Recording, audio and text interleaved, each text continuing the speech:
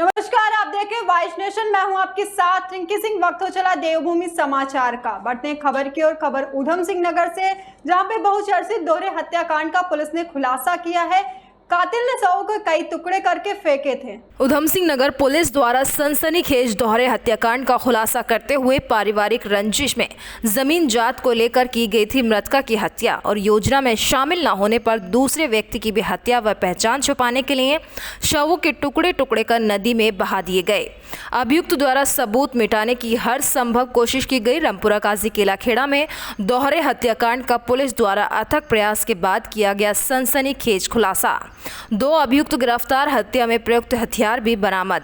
आपको बता दें कि दिनांक 6 जून को थाना केलाखेड़ा पर परमजीत कौर पुत्र सन्नाम सिंह निवासी ग्राम रामपुरा काजी के द्वारा एक तहरीर सूचना दी गई कि उनकी बुआ जोगेंद्र बाई उम्र 45 वर्ष पुत्री स्वर्गवासी नारायण सिंह निवासी ग्राम रामपुरा काजी थाना केलाखेड़ा जिला ऊधम सिंह नगर, जो खेतों के बीच एकांत में बने अपने घर पर अकेली रहती थी। दिनांक 5/6/2023 की रात्रि में उनकी बुआ जोगेंद्र बाई अपने घर के आंगन में चारपाई पर सोई हुई थी।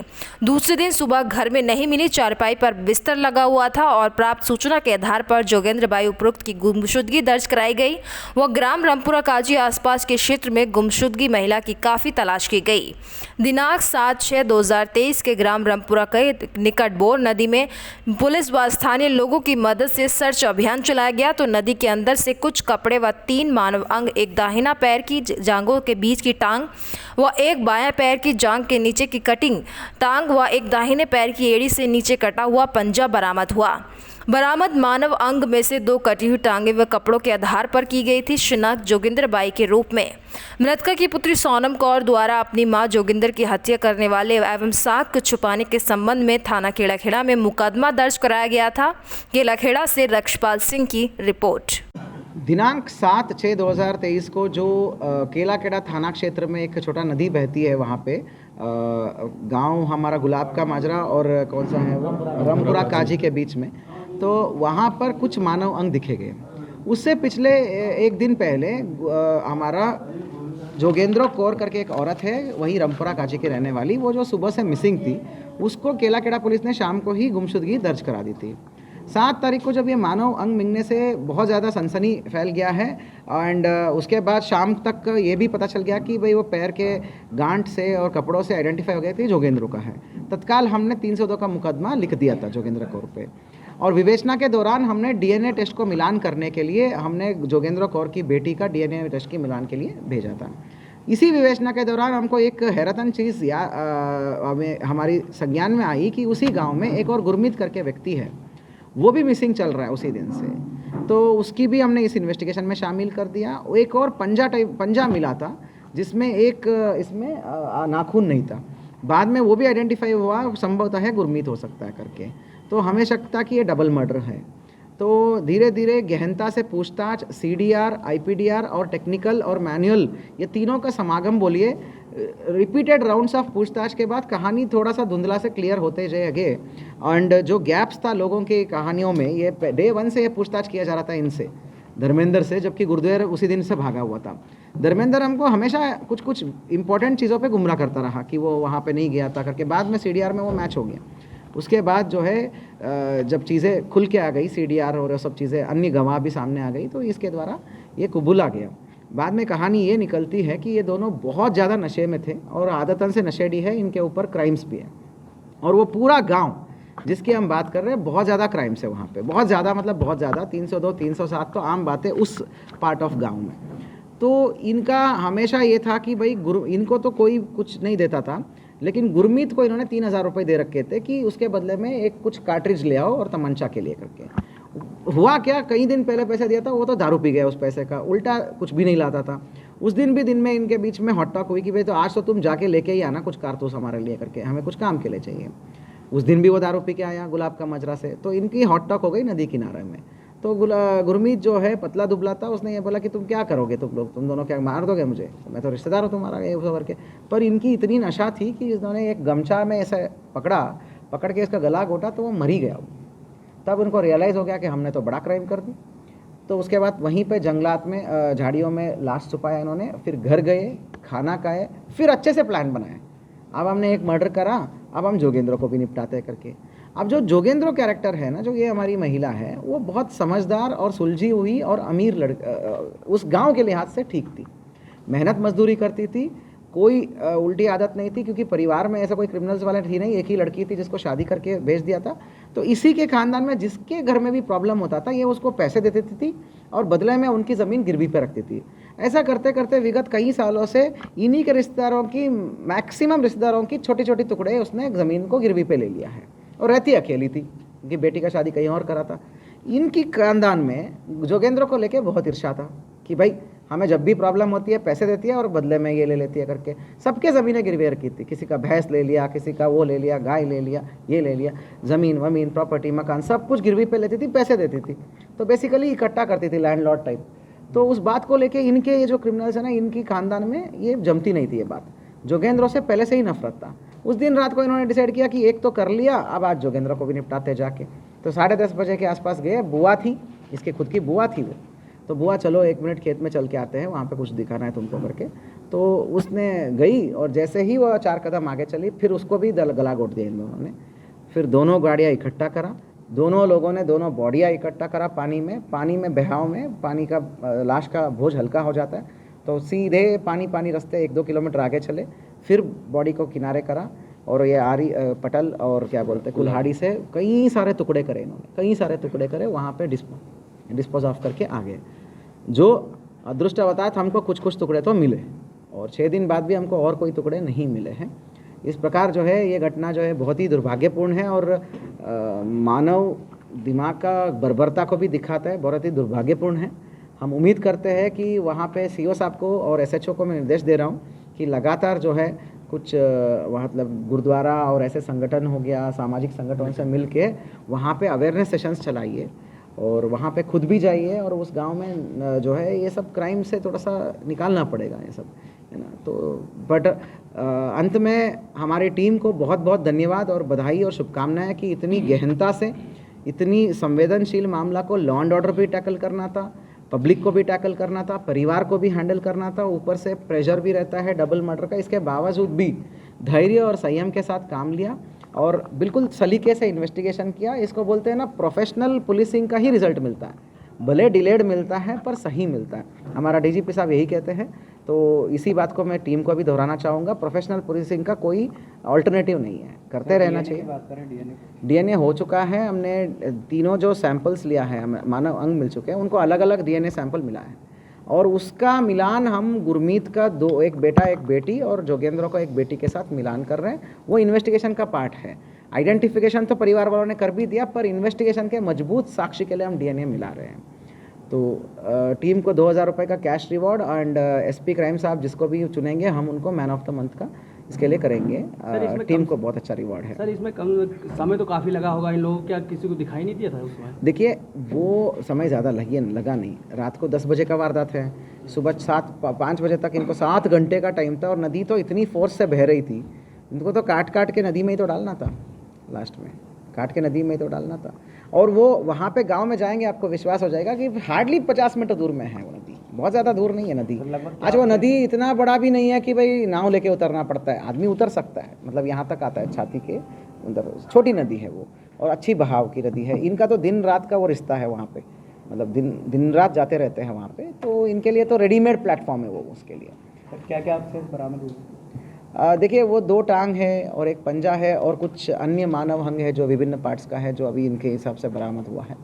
ठीक है, अब हमें भी उम्मीद कम है कि भविष्य में कहीं और यूपी के क्षेत्र में हमने पत्राचार करके रखा है, कहीं और मानव अंग होता है तो उसको भी हम बरामद करके इसमें डीएनए अगर मिलान कराना है तो करा देंगे। बढ़ते अगली खबर की और अगली खबर काशीपुर से, जहां पर बासपाइयों ने मांगों को लेकर तहसीलदार को ज्ञापन सौंपा है। अपने तयशुदा कार्यक्रम के अनुसार आज बासपाइयों ने मांग को लेकर जिलाध्यक्ष लेखराज गौतम के नेतृत्व में तहसीलदार के माध्यम से राज्यपाल को संबोधित एक ज्ञापन सौंपा है, जिसमें मांग की गई है कि उत्तराखंड का जो उत्तरकाशी जिला है वह करेलवा एक शहर है, उस शहर में कुछ मुस्लिम व्यापारी और दुकानदारों के साथ जो हुआ, उनके साथ लूटपाट करना, उनके बोर्डों को तोड़ना, उनके शहर से जाने के लिए उत्पीड़न और प्रताड़ित करना।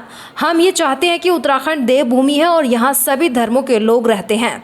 इसी के साथ साथ जो हरिद्वार में घटना हुई है 11 तारीख को, पंकज नाम का जो व्यक्ति है जो कि दलित समाज से है, पहले उसको मारा गया, बाद में उसको एक्सीडेंट दिखाया गया।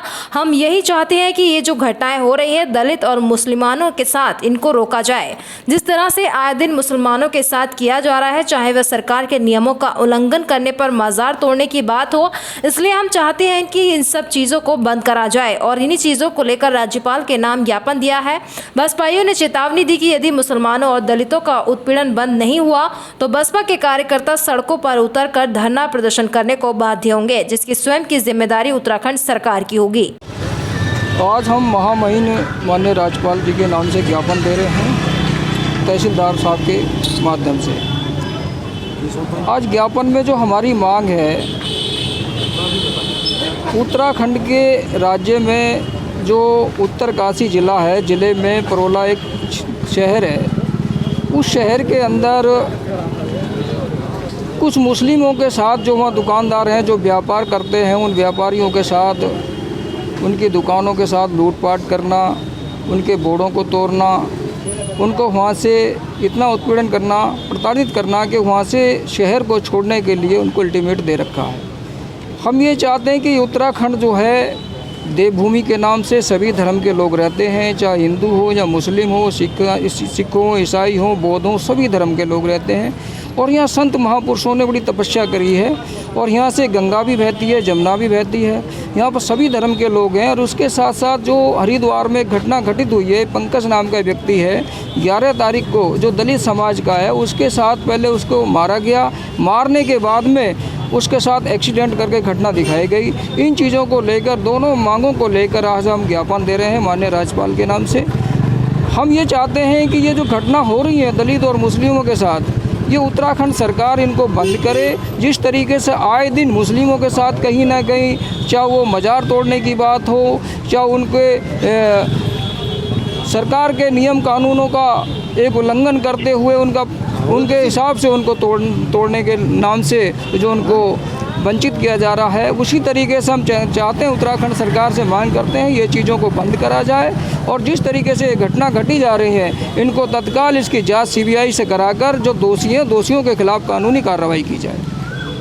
बढ़ते अगली खबर की ओर। अगली खबर काशीपुर से। कुमाऊं का तीसरे नंबर का सबसे बड़ा सरकारी अस्पताल एलडी भट्ट राजकीय चिकित्सालय इन दिनों चिकित्सकों की कमी से जूझ रहा है। इन दिनों काशीपुर का एलडी भट्ट राजकीय चिकित्सालय चिकित्सकों की कमी से जूझ रहा है। अस्पताल में यदि डॉक्टर है तो पर्याप्त मशीनें नहीं हैं, अगर मशीनें हैं तो डॉक्टर नहीं हैं।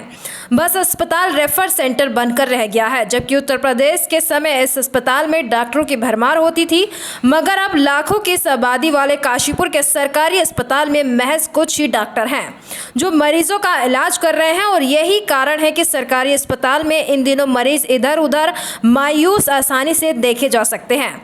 जबकि गौर करने वाली बात यह है कि एलडी भट्ट अस्पताल कुमाऊं का तीसरे नंबर का सबसे बड़ा सरकारी अस्पताल है, जिसमें कुल डॉक्टरों के पदों की संख्या 30 से 32 होना बताई जा रही है। मगर अस्पताल में चिकित्सकों की तैनाती नाम मात्र की चली आ रही है। अस्पताल के CSS डॉक्टर खेमपाल स्वयं इस बात को स्वीकार करते हुए नजर आए कि अस्पताल स्टाफ की भारी कमी से जूझ रहा है। उनको ये भी कहना है कि शासन को इस बाबत कई बार लिखा जा चुका है। फिलहाल सरकार ने जैसी सुविधाएं मुहैया कराई हुई हैं, उससे काम चलाया जा रहा है। CSS डॉक्टर खेमपाल ने बताया कि चिकित्सालय में लगभग 2014 से फिजिशियन नहीं है। साथ ही सर्जन, ऑर्थो सर्जन और कार्डियोलॉजिस्ट, आई सर्जन के ना होने से लोगों को काफ़ी असुविधा का सामना करना पड़ रहा है। इस दौरान जब हमारी टीम ने मरीजों से बात की तो उन्होंने बताया कि आई हॉस्पिटल में चिकित्सक नहीं है, सिर्फ कंपाउंडर से ही काम चलाया जा रहा है। आई हॉस्पिटल में मरीज चक्कर लगाते देखे जा रहे हैं। इसी के साथ ही आई हॉस्पिटल में आई महिला ने बताया कि यहाँ पर डॉक्टर नहीं है, कंपाउंडर ही आंखें चेक कर दवाई लिख देते हैं, जिससे काफ़ी परेशानियों का सामना करना पड़ता है।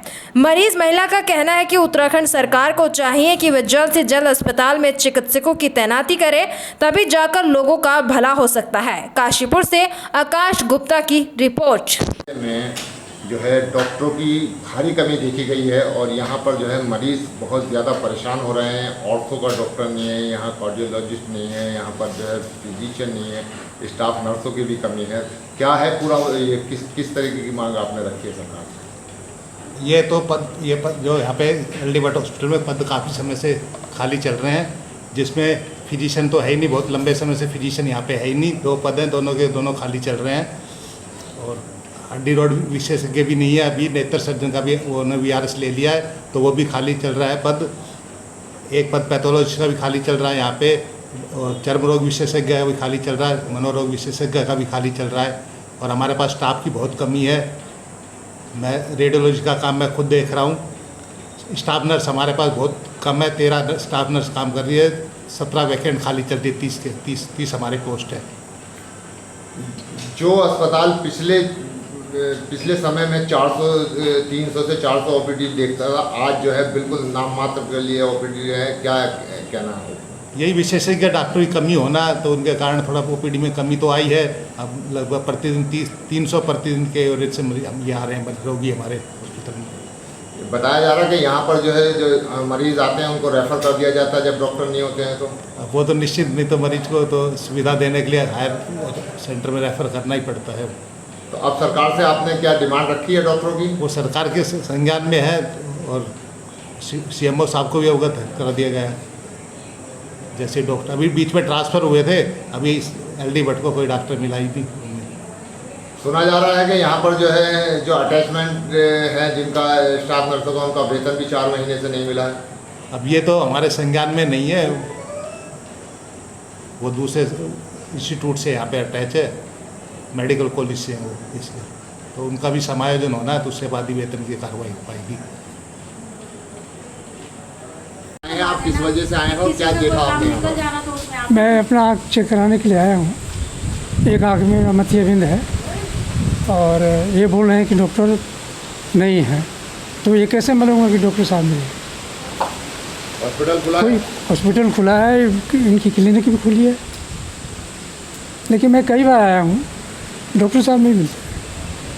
तो फिर कौन जांच करता पाया गया? 15-20 दिन होगा। और वहाँ जो बैठा होता है वो बढ़ते अगली खबर की ओर। अगली खबर काशीपुर से, जहां पर उत्तराखंड के महिला कांग्रेस अध्यक्ष का जोरदार कांग्रेस कार्यकर्ताओं ने स्वागत किया है। उत्तराखंड महिला कांग्रेस कमेटी की प्रदेश अध्यक्ष ज्योति रतोला के प्रथम बार काशीपुर आगमन पर महिला कांग्रेस कमेटी काशीपुर के तत्वाधान में जोरदार स्वागत करते हुए महिला कांग्रेस कार्यकर्ताओं ने 2023 व 2024 में कांग्रेस को मजबूत करने का संकल्प लिया।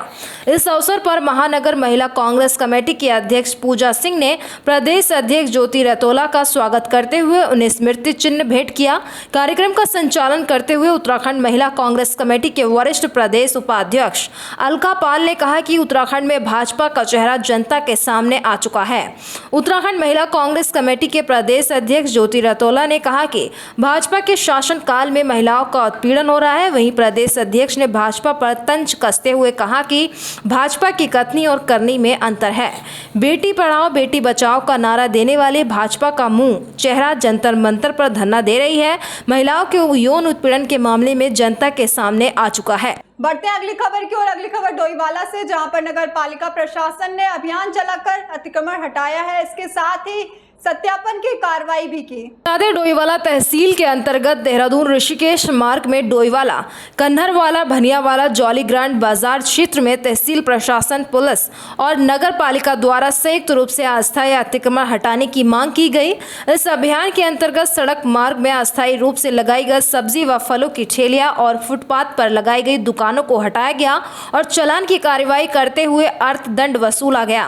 अभियान के अंतर्गत सत्यापन की कार्रवाई भी की गई। आज स्थानीय प्रशासन, पुलिस प्रशासन और नगर पालिका द्वारा संयुक्त रूप से जो बिना लाइसेंस के अवैध रूप से लग रही ठेली फड़ और इनको सार्वजनिक रूप से इनको सूचना जारी करी गई थी और उसके उपरांत भी जिन्होंने नहीं हटाया उनके खिलाफ बलपूर्वक हटाने की कार्रवाई की जा रही है, जिसके तहत उनके सामान को वहीं छोड़ दिया जा रहा है, मगर जो ठेली हुई थी उनको जब्त करने की कार्रवाई की जा रही है।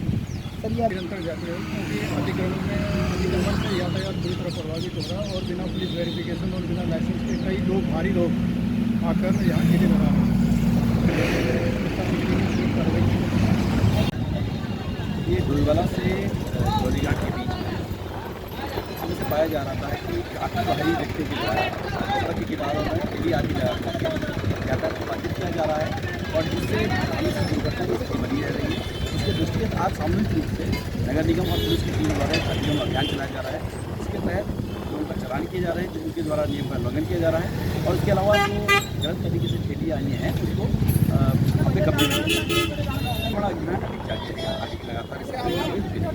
फिलहाल अभी की खबरों में इतना ही। तमाम देश दुनिया की खबरों से रूबरू होने के लिए देखते रहिए वाइज नेशन। अभी दीजिए इजाजत, नमस्कार।